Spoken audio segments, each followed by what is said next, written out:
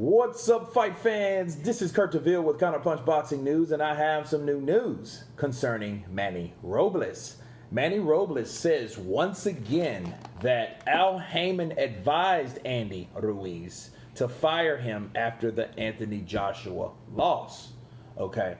He says this verbatim. He says, "I've seen it coming. I'll be honest with you," Robles said to ESPN. "I've seen it coming during camp. I saw it coming. Andy was just doing whatever the hell he wanted to do. The dad, obviously, with him being the manager, he just had no control over his son. None of us had control over him for that matter. So I just saw it coming. It wasn't going to work because he wasn't listening. He's not listening to me. He's not listening to his dad. He's not listening to anybody." He said it to himself after the press conference in Saudi Arabia. He apologized to me, to his dad, and because he effed up, so I figured, okay, it's only a matter of time before I get the call. Fortunately for me, Andy took the blame on himself and didn't sit there like a majority of fighters and blame the coach. He said they apparently told them that they didn't want the same thing to repeat itself again, Robles said. "It is what it is. I don't know what to tell you. It's not the first time it's happened to me. I'm sure it's not the first time it's happened to me happened to other coaches. It happens time and time again. We always end up getting the short end of the stick, but it is what it is. We have to keep moving forward." Robles did say that in meeting with Ruiz's father, Andy Ruiz Sr. said that Hayman was the one that decided for the younger Ruiz to replace Robles. Okay. So, my question is, it looks like politics at this point. You got the high-up guy, you got Hayman, you got Uncle Al, and he decided to, hey, go with another trainer. And it's unfair to the trainer again, and I have to reiterate because I've heard this story a few months ago with Hayman, about Hayman, and I kind of question it because it's like, okay, maybe he advised that because he's the advisor and / everything else. But is he the person that just lets you know what goes on? You know what I mean? Like a lot of fighters, I do feel that he has a close grasp on, like Gervonta Tank Davis and Errol Spence, those kind of guys.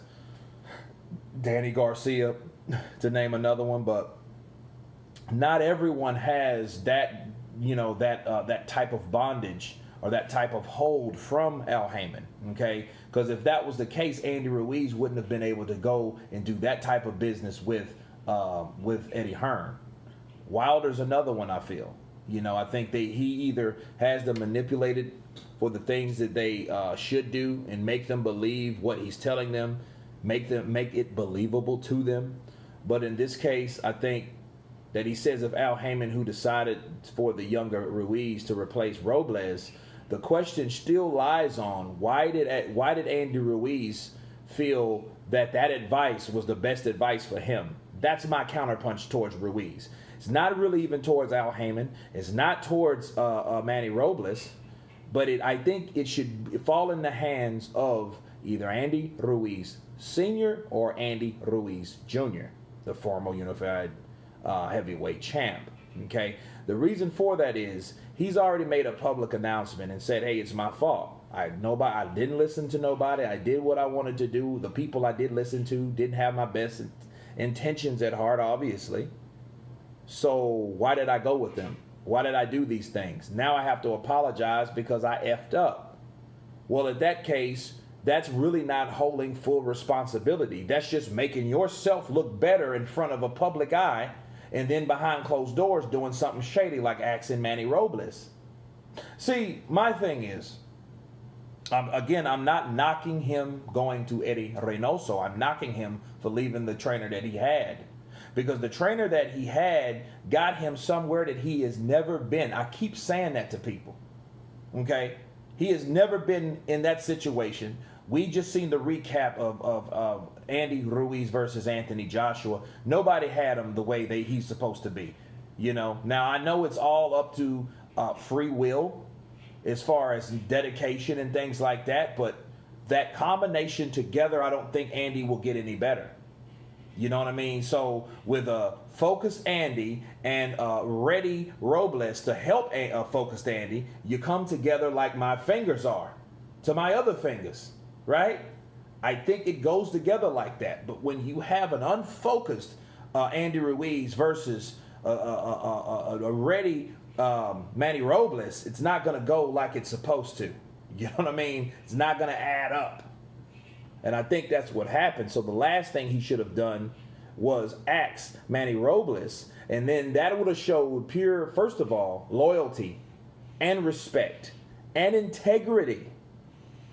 Integrity is the key word we need to talk about right here. Because what he said, I'm sorry, I apologize to my coach, I apologize to my dad, I ate everything inside, I partied all the time, right?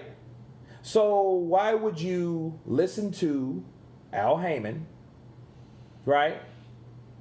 And why did you, because it's almost to me like Al Hayman spoke and they said, okay. But then that's not okay if you already know Manny Robles wasn't the problem. That's firing a person when you know damn well that person had no reason to be fired. He wasn't at fault here. That's what I keep telling people. And then again, with Eddie Reynoso, what happens? Okay, then ask yourself this question. He gets with Eddie Reynoso. He's working hard. He's training. He has a new full slate, right?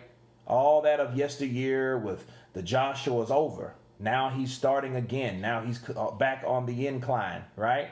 He's training with one of the best trainers that has one of the best fighters with Canelo Alvarez, okay? What happens if he goes over there and does some dipshit stuff like he done? Okay? What would then Al Hayman to tell him to do? But then whose fault will it be? If Eddie Reynoso does the same thing that Manny Robles said, well, hey, he wasn't really showing up. I couldn't really get him in the gym.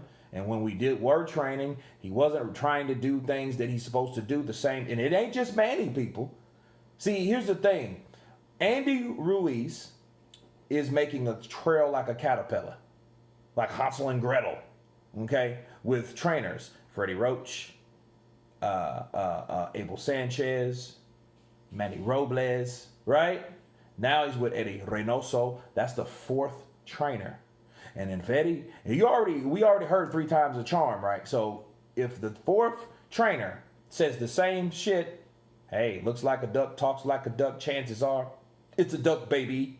It's Andy. It's not the trainers. Because you think about Abel Sanchez, a renowned trainer. Freddie Roach, renowned trainer. Manny Robles, good trainer. Right? He's making a name for himself. Right? Now Eddie Reynoso, renowned trainer. So, hey, it is what it is. But I just question, I question if Andy didn't have a say in what he felt should happen with Manny Robles. You know what I mean? That's what I question. I blame Andy. Because Andy could have been like, no, I'm not getting rid of Manny Robles. I already said in public that it wasn't his fault. It's not my father's fault. And if that's the case, people, think about it. If you guys are going to throw Manny Robles under the bus, shit, take Robles Sr. with him because he couldn't control his son. See, the management is in charge of how this fighter conducts himself also, as well as the trainer. Right? So I know the big man is pulling strings, but some of these strings can be cut. But it's like, hey, let's all team up on Manny Robles, which I feel is totally unfair. Because if that's the case, if he wasn't listening to him, or he wouldn't listen to Manny Robles, or he would listen to his father, okay, well, both of them should have been axed. You know what I mean? But I guess blood is thicker than water, right? But anyway, that's my take on it. That's my counterpunch. You guys tell me what you think about Al Hayman advising Andy Ruiz, Sr. and Jr. to get rid of Manny Robles.